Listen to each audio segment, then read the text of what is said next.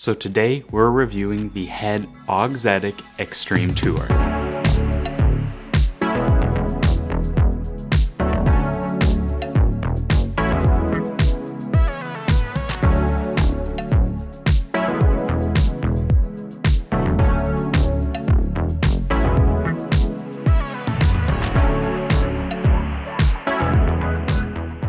So with the introduction of the absolutely cutting edge and frankly mind-blowing auxetic technology into the Head Extreme Tour, I have three pretty important questions. How is this going to stack up to my racket of choice, the Graphene 360 Extreme Tour? Has Head fixed the power and stability issues that many users complained about with the previous version? And where does it stack up against its key competitors, primarily the Yonex EZONE 98 and the Babolat Pure Aero VS? So it was Simon and I on this review. We had our copy of the Auxetic Extreme Tour strung up with our favorite string, Grapplesnake Tour Sniper, affiliate link in the description.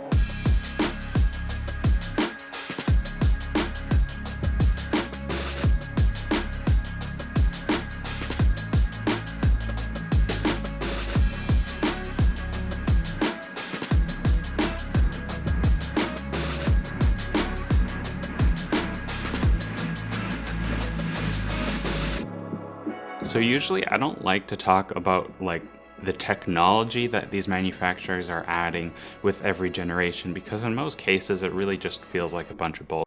But whatever this auxetic material actually is, it feels like it's had a significant impact on the playability of the Extreme Tour, so I'm going to reference it like 20 times throughout this entire video. First off, I want to talk about the potential energy of the racket, primarily how easy it was to generate power with this frame, and was I able to hit a heavy ball with the racket in a stock form. The introduction of the auxetic technology has definitely increased the overall power levels of this frame. The way the racket flexes now is significantly different, and that's going to be a key theme that we see throughout the remaining segments of the video. The sensations on impact are now almost like a slingshot effect, where on contact the tip of the racket kind of flexes backwards and shoots forward as the ball leaves the string bed. This leads to significantly easier access to power and significantly more depth to the relatively boardy feel of the Graphene 360 model. I found that I could develop great depth and pace on my balls. I found that I could develop great pace and depth on my shots when I swang through the ball and connected with the sweet spot. Because the racket really feels like it encourages you to swing through the ball quickly, I could develop a ton of spin with this racket on both my forehand and especially my backhand side, which I'm much more confident in. I thought that this racket really encouraged you to put that extra oomph on the ball, and I was getting great clearance over the net and coming down with a heavy topspin ball that gave Beckett a lot of problems, especially on forehand crosscourt, which is something that historically I have struggled with and do struggle with in my Gravity Pro. The only problem is much like we've experienced with other auxetic rackets, when you don't hit the sweet spot, the reaction from the racket can feel a little bit inconsistent, so you're never quite sure where the ball is going to go exactly when you don't make that perfect connection.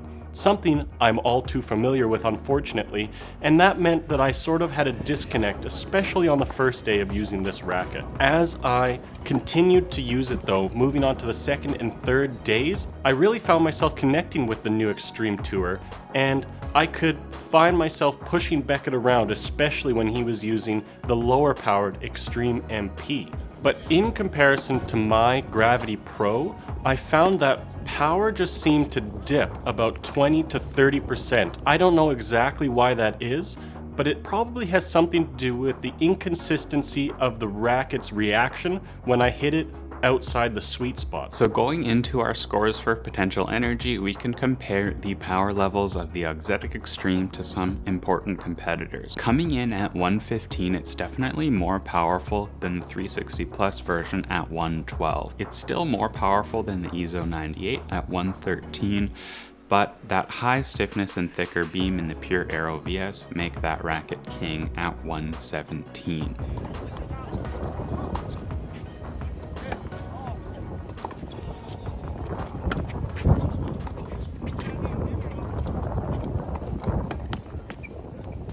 Going into the Stringbed Performance, one of the things I absolutely loved about the 360 Plus Extreme Tour was how consistent the Stringbed Performance was. The launch angle was nice and low, and throughout the Stringbed you got an extremely consistent response. With the Auxetic Extreme Tour, we are sacrificing a little bit of that awesome consistency from the 360 Plus in favor of those slightly increased power levels from that slingshot flexing experience. This means depth was much easier to access because the launch angle was quite a bit higher, especially with on-center contact. Off-center, I would say in general, the launch angle was pretty consistent. It's just once you get right in that sweet spot that you get a little bit of a higher, more flexy, more slingshotty response from the Auxetic Extreme Tour. Still though, I regularly felt in good control of this racket. I definitely felt like predictability off the Stringbed was better than rackets like the Boom Pro, way better than the Boom Pro, but also the Speed Pro. And off the bat, I sort of had some of the same problems that I found in the Speed Pro,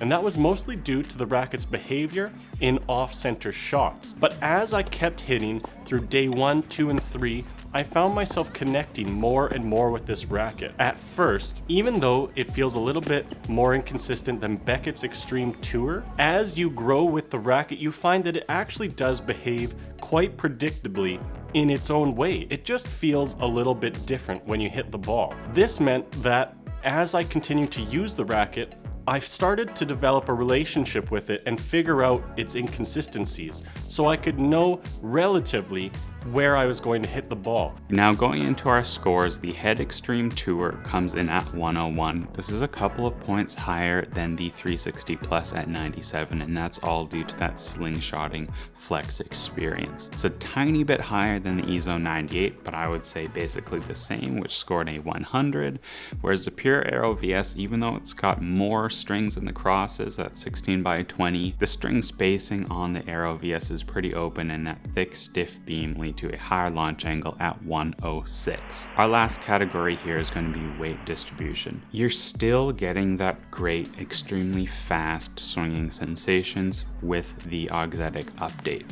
The way that they've distributed the weight is almost identical. When you pick up the racket and just swing it around before you've actually hit any balls, the rackets feel almost identical, and this was something that was extremely refreshing for me. I didn't want them to mess too much with the weight because I felt like that was really what delivered some of the magic with the Extreme Tour. It's still super fast through the air. You can generate tons of racket head speed with ease. That said, the Auxetic update does deliver noticeably better stability, especially on more static shots like returns and volleys. The 360 Plus version of the Extreme Tour offered a much more vibration-rich experience, aka it vibrates the crap out of your wrists and isn't the most comfortable. The Auxetic totally fixes that. You feel a lot better comfort, and there's definitely less vibrations coming through that string bed into your wrist and into your arm. With that said, I did still find the racket under some duress when Beckett was really putting the pace on me.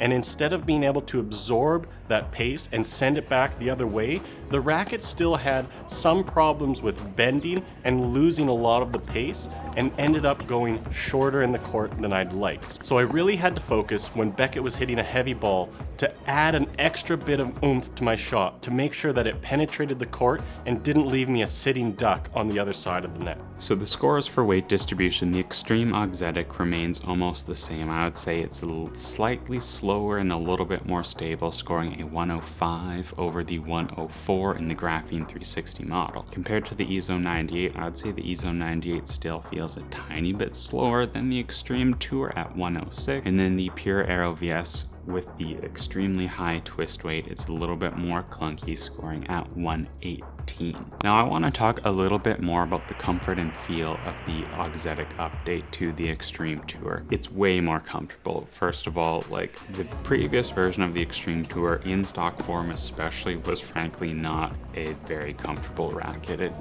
did have a tendency to flow a lot of vibrations into your wrists and your forearms, and once I took the weight off my old versions, it was something I had kind of forgotten about, and I did experience a little bit of discomfort. The feel, on the other hand, is a little bit less consistent. You're not getting that same consistent flex throughout your contact points with the Auxetic Extreme. 360 Plus feels a lot more consistent, almost has like a boardiness to its contact, whereas the Auxetic has that butteriness that we saw in the Speed Pro and a little bit in the Boom Pro as well, where you get a lot of flex, especially when you get it nicely in the sweet spot. The ball pocketing is definitely better with the Auxetic Extreme Tour. When it comes to feel with this new Extreme Tour, it still carries that amazing sensation. That great pop feel that you get as you connect with the ball is there. Maybe to dial down 1 or 2 ticks, but it removes all of that flexion and instability that the Speed Pro suffered from.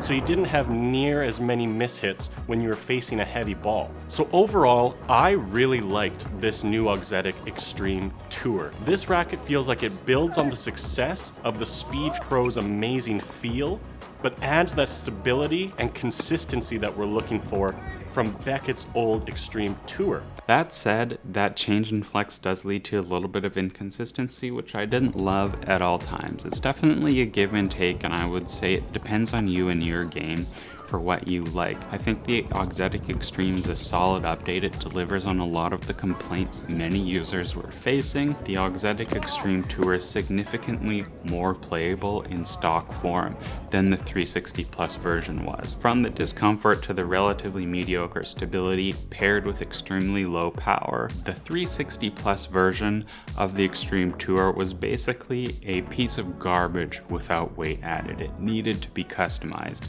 That's all changed with the Auxetic Extreme Tour.